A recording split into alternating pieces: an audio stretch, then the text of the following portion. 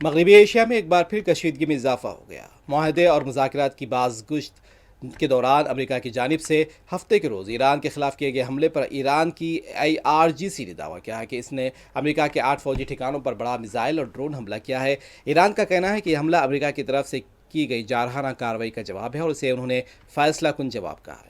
واضح رہے کہ اس سے پہلے امریکی صدر ڈونلڈ ٹرمپ نے ایران کے خلاف فوجی آپریشن مکمل کرنے کی دھمکی دیتے ہوئے خبردار کیا تھا کہ اگر امریکہ کو جنگ دوبارہ شروع کرنے پر مجبور کیا گیا تو اسلامی جمہوریہ کا وجود ختم ہو سکتا ہے۔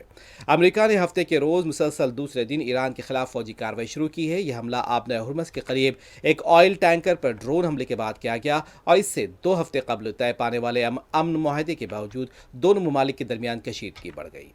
امریکی فوج کا کہنا ہے کہ ایک صبح تقریباً 4:30 بجے پاناما کے جھنڈے والے تیل ٹینکر پر یک طرفہ ڈرون حملہ کیا گیا تھا۔ یہ ٹینکر آبنۂ ہرمز کے قریب 2 ملین بیرل سے زیادہ خام تیل لے کر گزر رہا تھا۔ امریکہ نے اس حملے کے لیے ایران کو مورد الزام ٹھہرایا ہے۔